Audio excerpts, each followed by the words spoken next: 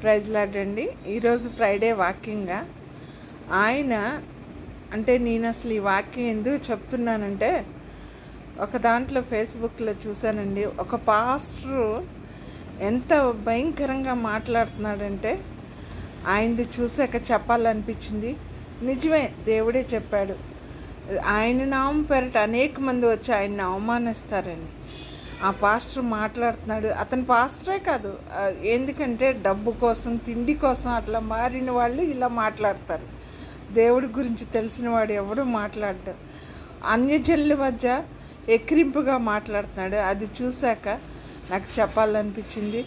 అలాగే ఈ రోజుల్లో పాస్టర్ గారిని ఒకరికొకరు అప్పచెప్పుకుంటున్నారండి. పాస్టర్సే, ఒక పాస్టర్స్ కొంతమంది అన్ని జనుల మధ్య ఉండడం, ఈ పాస్టర్ల మీద నిందలు వేయడం, ఇలా చేస్తున్నారు. లేకపోతే కొంతమందిని అప్పచెప్పి మరణానికి అప్పచెప్తున్నారు. కానీ ఇప్పుడు ఇవి కొత్తగా జరుగుతున్నాయి కాదు, ఆల్రెడీ యేసు ప్రభు చెప్పేశారు, అవే ఇక్కడ జరుగుతున్నాయి. ఇదిగోండి, ఆయన చెప్పిన మాటలు మీరు చెప్పాలనిపించింది చెప్తున్నాను.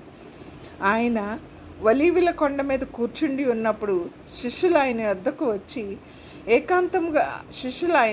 ఏకాంతంగా వచ్చి ఇవి ఎప్పుడు జరుగును, నీ రాకడికి ఈ యుగ సమాప్తికి నీ సూచనలేవి మాతో చెప్పమనగా, యేసు వారితో ఇట్లనెను, ఎవడును మిమ్మల్ని మోసపరచకుండా చూసుకొనుడి. అనేకులు నా పేరట వచ్చి నేనే క్రీస్తునని చెప్పి పలువురిని మోసపరచెదరు. మరియు మీరు యుద్ధముల గూర్చి, యుద్ధ సమాచారం గూర్చి వినబోదురు. మీరు కలవరపడకుండా చూసుకోండి. ఇవి జరగవలసినవి కానీ అంతము వెంటనే రాదు. జనం మీదకి జనమును, రాజ్యం మీదకి రాజ్యమును లేచును. అక్కడక్కడ కరువులు, భూకంపములు కలుగును. ఇవన్నీ వేదనలకు ప్రారంభం. అప్పుడు జనులు మిమ్మల్ని శ్రమల పాలు చేసి చంపెదరు. మీరు నా నామం నిమిత్తము సకల జనముల చేత ద్వేషించబడుదురు. అనేకులు అభ్యంతరపడి ఒకరినొకడు అప్పగించుకుని ఒకరినొకడు ద్వేషించరు. అనేకమైన అబద్ధ ప్రవక్తలు వచ్చి పలువురిని మోసపరిచెదరు. అక్రమ విస్తరించు చేత అనేకుల ప్రేమ చల్లారును. అంతం వరకు సహించిన వాడే రక్షించబడును. మరియు ఈ రాజ్య సువార్త సకల జనములకు సాక్షార్థమై లోకమంతటా ప్రకటింపబడును. అటు తర్వాత అంతం వచ్చు. ఈ వాక్యం దేవుడు దీవించిన గాక. నిజమేనండి, ఇప్పుడు ముందు చెప్పినట్టు నిజంగానే ఒకరినొకరు అప్పచెప్పుకుంటున్నారు.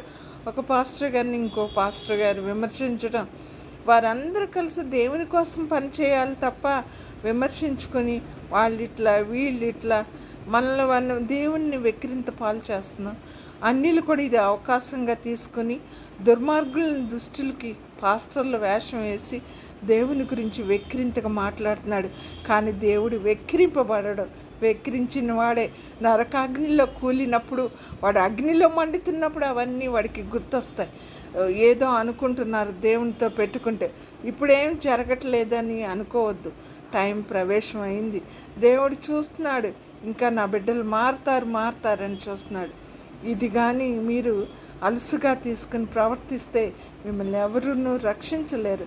దేవుడు రెండో రాకలో వచ్చినప్పుడు అవి చూడటానికి కూడా మీ గుండెలు అవిసిపోయి పరిగెడతారు. చూస్తుండండి, దేవుడు వెక్కిరించబడ్డాడు. కాబట్టి దేవుణ్ణి వెక్కిరించకుండా ఇప్పటికైనా మారు మనసు పొంది క్షమాపణ పొందండి దేవుడి దగ్గర. అదే నేను కోరుకుంటున్నాను. దుష్టులైన వారిని ప్రవేశపెట్టి ఇష్టం వచ్చినట్టు దేవుడి గురించి మాట్లాడద్దు. దేవుని ఆరిన అగ్నిలో పడి మాడి మస్సు అయిపోతారు.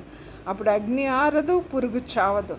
కాబట్టి ఇప్పటికైనా మేలుకొని మీ యొక్క కుతంత్రాలని, కుళ్ళల్ని దేవుని వైపు క్షమాపణ అడగండి.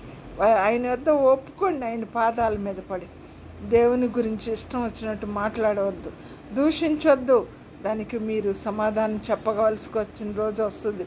మీరు ఎక్కడ 10 మంది మాట్లాడినో రేపు మరణమైన తర్వాత ఆ దేవదూతల ఎదుట, అందరి ఎదుట మీరు సమాధానం చెప్పుకోవాల్సి వస్తుంది. కాబట్టి మీరు మాట్లాడే ప్రతి మాట దేవుని సన్నిధిలో రికార్డ్ అవుద్దని తెలుసుకొని జాగ్రత్తగా మాట్లాడండి. ఇప్పటికైనాను మీ మనసులు మార్చుకోమని నేను కోరుతున్నాను. ఈ యొక్క వాక్యాన్ని దేవుడు దీవించుగాక.